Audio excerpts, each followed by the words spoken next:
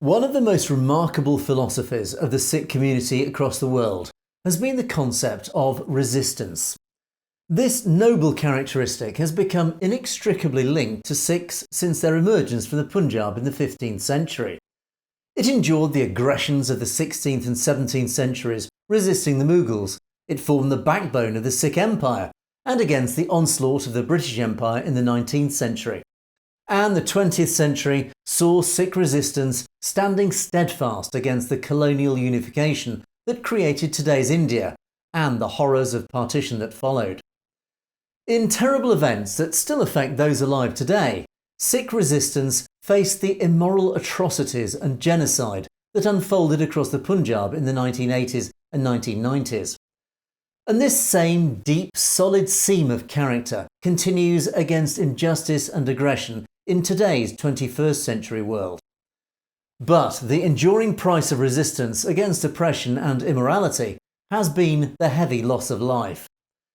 A fundamental characteristic of Sikh resistance, which remains as relevant today as ever before, is the essential philosophy to seek justice through peaceful means.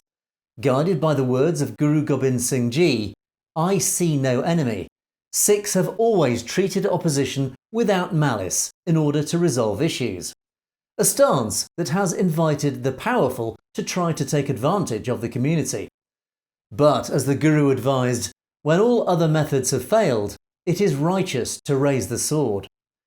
And as the slaying of Indira Gandhi testifies, taking on the Sikhs has always come with a heavy price in return. Today's community, however, is fighting a different battle.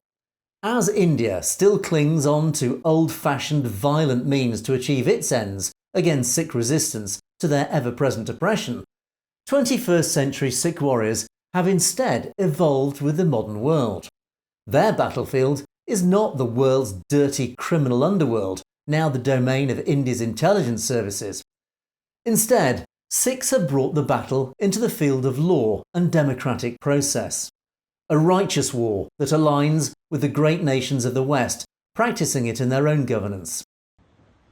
Whilst the Gurus were not pacifists, today's Sikhs are fighting the battlefield of the mind and heart and the ballot box. And their patient, peaceful march is winning the moral battle.